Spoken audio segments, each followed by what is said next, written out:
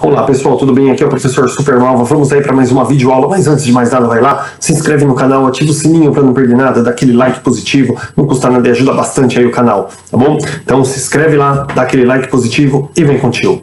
Pessoal, hoje nós vamos trabalhar com Metodologia de História e Geografia, da Heloísa Dupas Penteado. O que esse texto ele quer falar pra gente, gente? O que é a Metodologia de História e Geografia? Esse texto ele tem por finalidade apresentar os seguintes assuntos.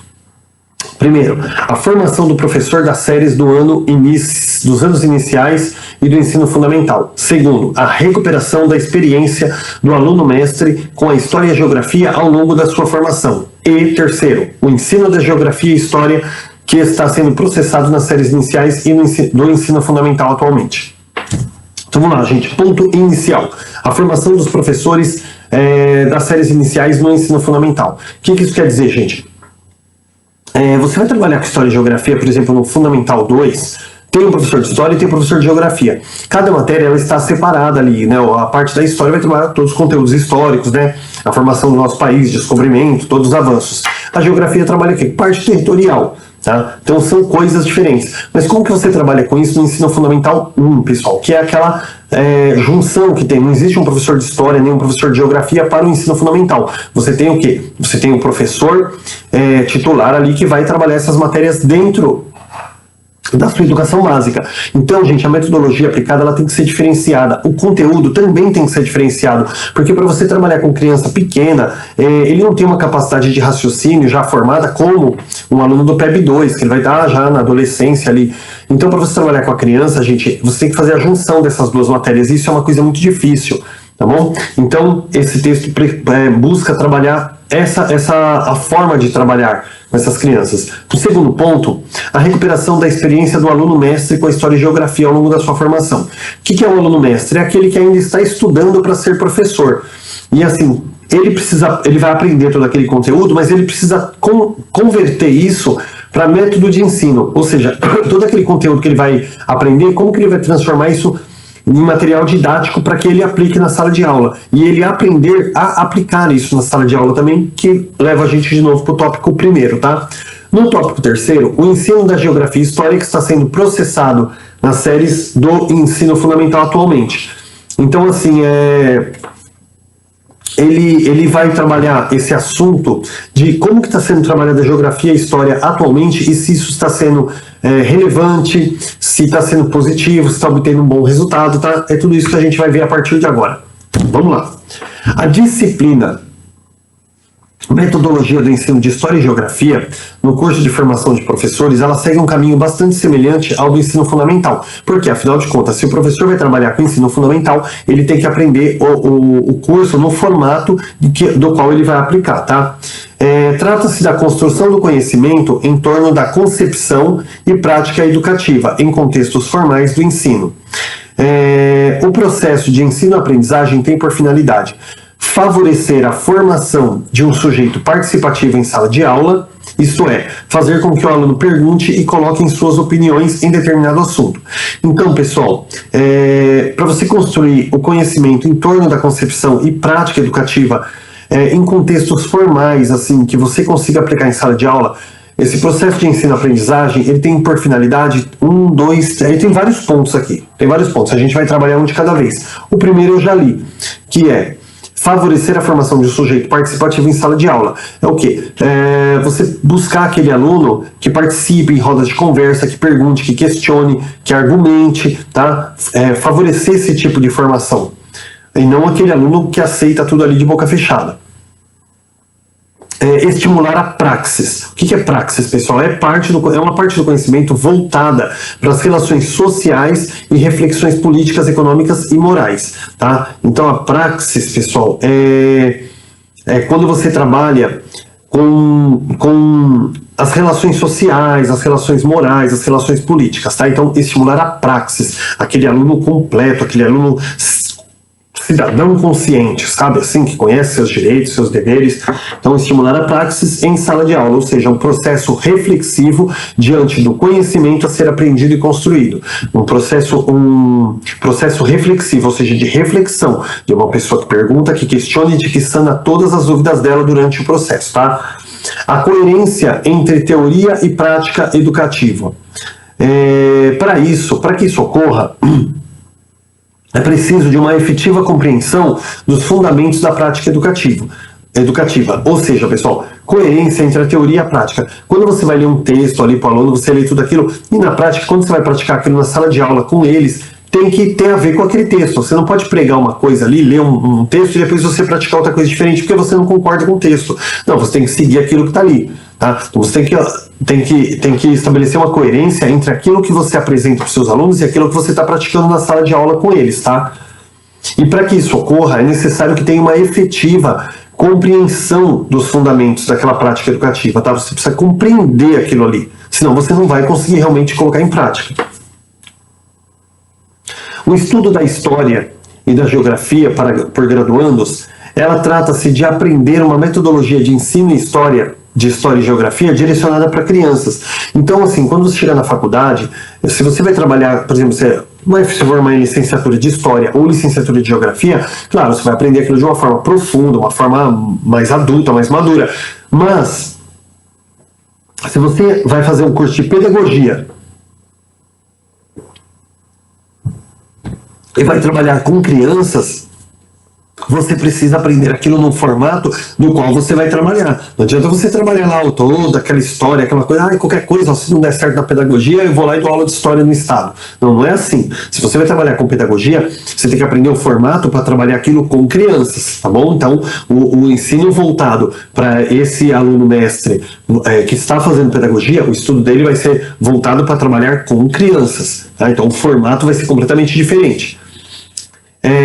Segue, por exemplo, aqui alguns conteúdos programáticos de ensino de história e geografia direcionados para professores que atuam nos anos iniciais do ensino fundamental. Os anos iniciais é primeiro a quinto ano, tá, pessoal? Porque o fundamental vai até o nono. Conteúdos e procedimentos correspondentes à área de ciências humanas aprendidos durante o curso de formação do docente de história e geografia. Então, assim, os conteúdos, pessoal, que vai ser trabalhados, os procedimentos, a forma como você vai trabalhar, correspondente à história e geografia, ele tem que ser um conteúdo voltado para aquela faixa etária, que a criança consiga compreender o formato que você vai trabalhar também, tá? Então, assim, ele tem que ser correspondente à área das ciências humanas, aprendidas, né, durante esse curso, porque se você procurar trabalhar de uma forma mais técnica com eles, eles não vão ter uma compreensão, um entendimento maior, porque eles são muito pequenos ainda, tá? Conhecimento dos conceitos básicos de história e geografia e das ciências humanas de modo geral. O que é de modo geral, pessoal? Trabalhar com o agora, trabalhar com a realidade deles ali, é uma coisa mais assim, como que eu falo? Superficial não é uma palavra correta para falar, porque parece que está fazendo de qualquer jeito, mas quando a gente fala de um modo geral, é sem se aprofundar muito, porque isso aí quem vai fazer vão ser os anos finais aí do fundamental, que é de quinto a nono ano, tá? Então você tem que trabalhar de uma maneira mais geral com as crianças mesmo, até porque eles não vão ter compreensão, maturidade para lidar com conteúdos mais detalhados ali das matérias. E a apresentação da estrutura conceitual básica de história e geografia. Olha aí, apresentação da estrutura conceitual básica, ou seja, do que se trata a história, o que se trabalha com a história, o que se trabalha com a geografia. Nada de entrar muito dentro das temáticas assim, porque a criança não vai ter compreensão, mesmo até porque não haverá tempo hábil para isso na sala de aula, e a gente vai ver isso ainda nessa aula aqui. Tendo em vista o exposto, será apresentado a seguir aspectos relativos à formação do aluno-mestre, que atuará nos anos iniciais e no ensino fundamental. O desenvolvimento desse tema passa necessariamente pela experiência individual, tanto de alunos-mestre quanto de professor-orientador. Então, assim, tendo em vista aquilo que a gente leu lá em cima, né, umas linhas acima aí, tendo em vista tudo que a gente leu, será apresentado aspectos relativos à formação desse aluno-mestre para trabalhar com os anos iniciais, não para trabalhar de quinto a nono ano, que são os anos finais, tá? O desenvolvimento desse tema, ele passa necessariamente pela experiência individual, ou seja, não adianta o professor só querer trabalhar em grupo ali com os colegas, montar projetinho, porque não vai. Tem que ter experiência individual também, porque ele vai trabalhar na sala de aula ali, ele tem que ter aquele ensino próprio dele, sabe? Aquele aprendizado próprio também, ele não pode ficar só dependendo de grupos ali.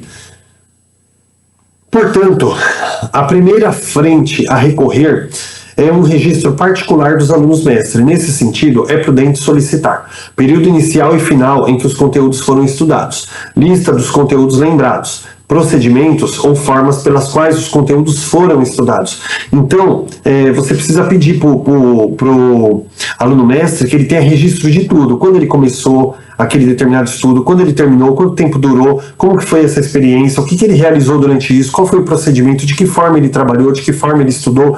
Tem que buscar tudo isso. Para quê? Porque você tenha certeza que você está conseguindo garantir também esse desenvolvimento individual. Tá? Porque não é só o desenvolvimento em grupo social ali que você tem que exigir do educando, porque senão, quando chegar numa sala de aula, como ele trabalhou em grupo o tempo todo, ele não vai saber aplicar a matéria sozinho, e ele precisa ter essa autonomia, tá? Então é legal sim, ele ter um registro bem detalhado ali de tudo que ele faz, e você cobrar, como professor, cobrar isso desse educando, para quê? Desse aluno mestre, para quê? Para que você tenha certeza ali de que ele realmente está preparado para aplicar aquela matéria quando ele se formar. No segundo momento, os alunos poderão trocar seus dados, o que ajudará a completar lacunas e constatar semelhanças. Então, assim, no primeiro momento ele vai fazer os estudos dele todo sozinho. Depois, no segundo momento, ele pode trocar os seus dados com outro aluno, né? O que vai ajudar o quê? Um trocando experiência com o outro. Puxa, tinha isso aqui que eu não tinha entendido, agora eu entendi. Então ele vai preencher aqueles espaços ali que ele não teve a compreensão. No terceiro momento, cada um poderá escrever uma redação sobre o que se aprendeu dos estudos e das atividades propostas. É necessário que, nesse momento, o professor de metodologia faça a sua redação sobre a sua experiência como estudante. Então, no terceiro momento, primeiro momento, estudo individual. Segundo, a troca de experiências, de informações. No terceiro, cada um pode escrever uma redação pessoal sobre o que aprendeu dos estudos e das atividades propostas, tá? É necessário, nesse momento, que o professor de metodologia faça ali sua redação sobre a sua experiência como estudante, tá bom? No quarto momento, os alunos poderão ler suas redações uns para os outros, registrando no caderno de conclusões. Perguntas e dúvidas permitirão ao professor de metodologia perceber o raciocínio e o aprendizado dos alunos, tá? Então, no quarto momento, aí eles vão estar pegando aquelas redações individuais que eles fizeram e compartilhando um com o outro, e o professor mediador ali, ele vai estar percebendo ali, né, se todo mundo alcançou direitinho o resultado final que era necessário. O último item, gente, poderá ser desenvolvido através de exercícios de reflexão e de levantamento de situações realizadas pelos alunos com a orientação do professor. Ou seja, no final de tudo você vai fazer um levantamento e fazer exercícios, debates ali, para que todos possam refletir e fazer um levantamento ali do que cada um conseguiu aprender, as dúvidas que cada um teve, de um modo a aperfeiçoar finalmente ali se todo mundo está falando a mesma língua, está andando no mesmo sentido, tá? O professor, ele tem sua posição sobre variados assuntos e não há por que ocultá-la. Apresentá-los aos alunos-mestre significa expor a análise que os alunos eventualmente poderão fazer, da mesma forma que o professor faz a sua análise das posições manifestadas pelos alunos. Se isso ocorrer, terá atingido uma real situação de ensino-aprendizagem significativa, além de uma relação professor-aluno com igualdade. Ou seja, o professor...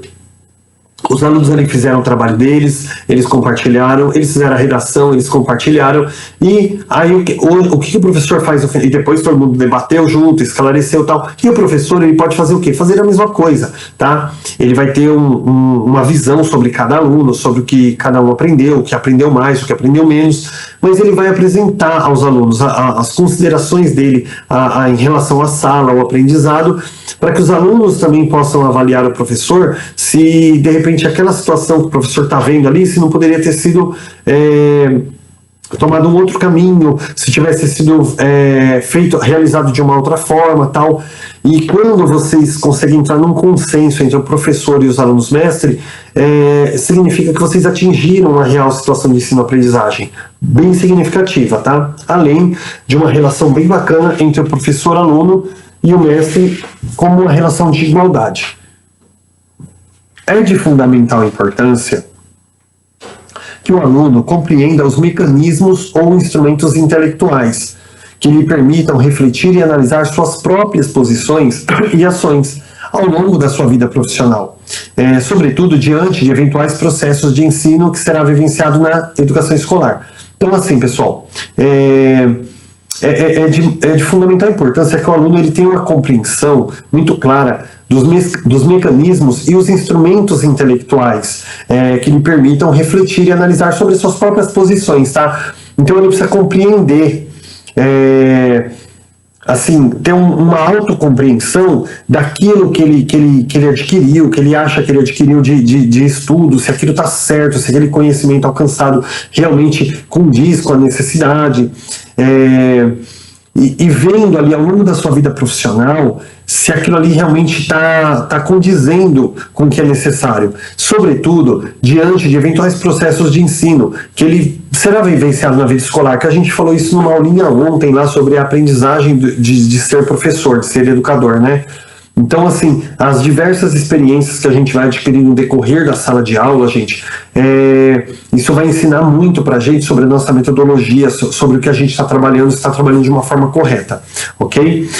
Uma última consideração muito importante para o professor de metodologia é que existe um determinado tempo e duração de trabalhos. Olha lá, eu falei isso no começo da aula. Além do que se corre o risco de se fazer um trabalho superficial e desorientado, fazendo com que os alunos tenham a sensação de que o processo de conhecimento sobre a metodologia de ensino não são importantes na formação. Então, assim, tem que tomar muito cuidado de como a gente vai trabalhar, do que a gente está abrangendo e também mostrar o significado daquilo para que o aluno não tenha aquela impressão de que está sendo trabalhado tudo de qualquer jeito e de que ele não está aprendendo nada e aquilo não está tendo significado, tá? Não é importante eu aprender isso aqui. E não, ele precisa realmente entender a importância daquela matéria. Então tem que tomar cuidado quando eu estiver trabalhando para não trabalhar, porque eu falei que não pode se aprofundar muito, né? Mas também tomar cuidado para não fazer um negócio só um tapinha por cima ali, porque senão realmente o aluno vai sentir que ele está perdendo tempo com aquela matéria. O tempo adequado, pessoal, ele é definido por uma série de fatores e circunstâncias sociopedagógicas, tais como a natureza dos processos de comunicação social predominantes, a carga horária disponível para trabalhar com a disciplina, as formas de comunicação e o dinamismo desenvolvido em sala de aula. Então, assim, quando a gente fala o tempo de trabalho, gente, a gente tem que considerar tudo, né? O professor, por exemplo, ele tem um determinado período, ele não pode chegar na escola e trabalhar 4 horas com aquele tema. Então ele tem um determinado horário, o que isso tira dele a condição de aprofundar um pouquinho no assunto e deixar fazer com que realmente ele trabalhe de uma forma mais superficial, uma coisa mais leve ali.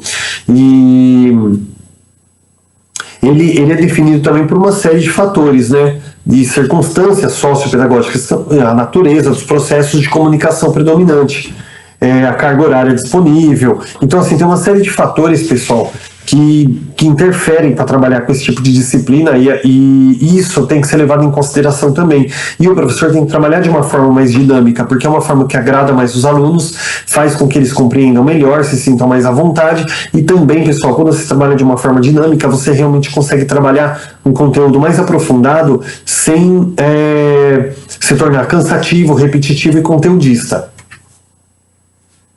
É preciso que os professores de metodologia estejam cientes de que o processo de conhecimentos sobre o tema ele não esgota na escola. O importante mesmo é que a introdução seja marcante, cheia de sentido, e se isso acontecer de fato, os alunos formularão outras questões sobre o assunto, além de incentivar a curiosidade, a pergunta e a constante reflexão.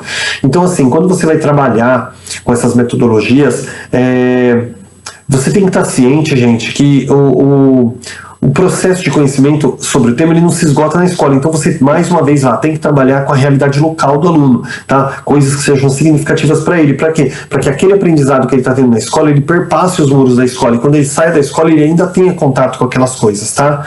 Se você conseguir isso, realmente vai ser uma coisa mais marcante, o aluno ele vai buscar mais interesse, ele vai estar mais incentivado a participar das aulas e aprender, porque aquilo, quando ele sai da escola, ele ainda tem contato com aquelas coisas que ele aprendeu, então aquilo ele percebe que faz parte da vida dele, não é só um conteúdo escolar. Pode-se dizer que o papel do professor e da escola é o de alimentar a curiosidade, produzindo mecanismos que possibilitem o ensino e aprendizagem mais significativa e coerente para o aluno e professor. Quando o professor, a escola, trabalha a curiosidade, ou seja, instiga o aluno a pensar, coloca uma pergunta no ar para que aquele aluno pense para poder responder, o professor acaba também, ali ele tem, claro, né, tem que dar uma ferramenta, tem que dar um mecanismo para possibilitar aquele ensino-aprendizagem, tá, mais significativo e coerente para o aluno e professor. Então, quando você trabalha com uma forma de mediação, dando ferramentas, instigando o aluno ali, isso também vai gerar, assim, uma curiosidade maior, um interesse maior dele trabalhar, tá? Então, o papel do professor seria o de mediação, né? Criar ali uma situação, provocar a curiosidade, o interesse do aluno e dar os mecanismos para ele ir trabalhando ali e buscando o seu próprio aprendizado. Bastante conteúdo. Será que dá para terminar agora? Vamos ver aqui. Acho que vou ter que dividir em 2 aulas, hein? Tá com 20 minutos, vamos tentar esticar mais um pouquinho aqui. Pessoal, objetivos gerais. Adquirir a capacidade de articular o ensino e a pesquisa na produção do conhecimento e na prática educativa. Então, gente, o objetivo dessa matéria de ensino de História e Geografia é fazer com que a criança adquira a capacidade de articular, né, tudo que está sendo aprendido em forma de pesquisa na produção de conhecimento e na prática educativa. Então, o aluno realmente... Gente, fica muito chato de falar dessas coisas porque é uma coisa muito repetitiva. Eu, por exemplo, eu já estou aqui com quase 50 aulas gravadas e eu repito praticamente a mesma coisa. Parece que é a mesma aula que eu estou dando, porque é tudo muito ligado uma na outra. Mas vamos lá de novo, tá? Quando você fala sobre adquirir a capacidade de articular o ensino e a pesquisa na produção, é exatamente isso. Trabalhar com a mediação para que o aluno realmente busque por si próprio. Você vai dando as ferramentas, vai mediando ali do lado, para que o aluno não se perca no tema, mas realmente deixar que o aluno construa seu próprio aprendizado, tá? De uma forma dinâmica e prática. Ter compromisso, pessoal, outro objetivo geral aí, ó. Ter compromisso com a ética de atuação profissional e com a organização da vida em sociedade. Então, assim, o professor tem que ter compromisso com a ética de que forma? Ele não pode se colocar na mesma posição de aluno, tem que tomar cuidado, ele é um professor, então assim, ele tem que ter uma postura ali, e uma postura de que também? Não fazer coisas beneficiando uns alunos e prejudicando o outro, ele tem que ter uma visão neutra ali e buscar realmente uma educação de qualidade para todos, tá? Tendo paciência, esclarecendo dúvida, buscando ali a dificuldade, cada aluno que tem dificuldade até que ele alcance o conhecimento, e a sala tem que andar no mesmo grupo. Você não pode ter um aluno mais na frente e outro mais atrás, tá? Senão a gente começa a promover aí a desigualdade. Então o professor tem que ter esse compromisso com a ética profissional e atuação também, né? E com a organização da vida na sociedade. Dominar princípios, outro objetivo geral, pessoal. Dominar princípios técnicos e metodológicos das diferentes áreas de conhecimento que se constituam objetos de sua prática pedagógica. Então, assim, pessoal, fugindo um pouquinho da história e geografia, qualquer coisa que tenha a ver com a educação do professor, história, matemática, geografia, português, ciências, tirando inglês e artes aí, que realmente tem professores especialistas. Aqui na Prefeitura de Guarulhos, por exemplo, tem os especialistas. Então, esses aí não entram. Mas as demais matérias, o professor precisa dominar os princípios técnicos e metodológicos dessas diferentes áreas para poder aplicar elas para crianças, tá? Se ele não tem um domínio claro ali, fica difícil, né, de trabalhar. Uma vez que a criança ela depende de alguém que tenha mais conhecimento que ela para poder aprender. Segundo Jean Piaget, se eu não me engano, que defendia isso, né? Não, Vygotsky defendia que a criança ela aprende a partir de alguém mais inteligente do que ela. Inclusive essa frase é muito, hoje ela é pesada para ser usada. Você não pode falar mais inteligente, mas uma pessoa mais experiente que ela. Compreender o processo de construção do conhecimento nas práticas inseridas em seu contexto social e cultural. Então, assim, o professor, pessoal, ele precisa compreender o processo de construção do conhecimento, que é o quê? Trabalhando aí o construtivismo. Perceber que a criança, conforme ela vai aprendendo, cada aprendizado dela tem que ser valorizado. Você não pode chegar lá e falar, você ainda não entendeu, isso aí não existe. Ela entendeu sim, ela entendeu até ali. Agora, o professor, talvez da mediação, vai instigar ela. O Piaget defendia muito isso também, sempre dá um pouquinho mais do que ela consegue carregar para que ela busque mais conhecimento. Você não pode deixar a criança numa zona de conforto. Então, o professor tem que compreender esse processo de construção. Não pode ficar ali, você errou, você ainda não alcançou, você ainda não conseguiu. Isso não existe. Ele conseguiu sim, até ali. Agora a gente vai mediar e instigar ele para que ele consiga mais ainda, tá? Até ali ele conseguiu, mas ele vai conseguir mais ainda. Então, não existe esse negócio de você não conseguiu. E o professor tem que entender esse processo de construção do conhecimento. Compreender a avaliação como um processo e não como um momento previsto em calendário. Então a avaliação é o quê? Processual, ela é durante todo o processo da atividade. Enquanto você está aplicando a atividade, durante todo o processo ela tem que estar ali, ela não pode ser só um documento final lá, classificatório. O que é história, pessoal? História é fruto da produção cultural do homem na sua interação com o meio físico, social e político. Então, a história é o quê? Quando você cria um momento ali na sua vida, seja na sua vida social, na sua vida política, na sua vida física, ali, tudo que envolve o ser humano na vivência dele, ele vai construindo história. Né? Porque o que hoje é presente, amanhã é passado. Tá? Então, quando você tá vivendo a sua vida, você está construindo uma história. Então, isso é história. História é tudo aquilo que foi vivido, aquilo que criou modificações, aquilo que formou culturas, tá? Tudo isso é história.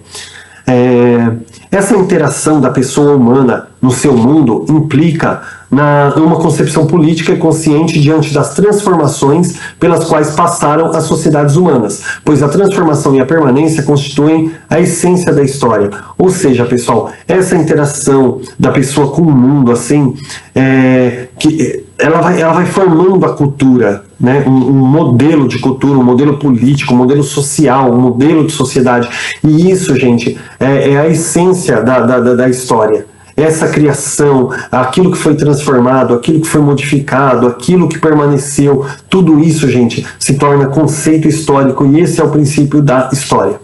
Nada permanece igual, e é através do tempo que a mudança é percebida, ditada pela relação de força, de poder, de domínio, que direciona os conflitos das sociedades. Então, assim, pessoal, nada é igual. A sociedade, ela se transforma no decorrer dos tempos. Nós lembramos aí nos anos 90, acho que 90, 91, que o pessoal foi pra rua, pintava a cara de verde e amarelo, e foi conhecido aí como a geração cara pintada, que era o pessoal que revolucionava, que ia pra cima mesmo, e para poder tirar um presidente aí por causa de problemas que estavam acontecendo, né, que foi o presidente Collor.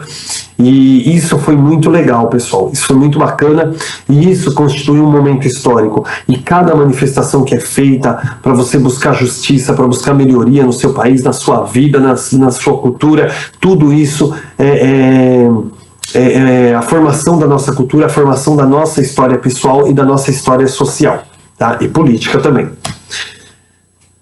Deixa eu ver como é que tá aqui.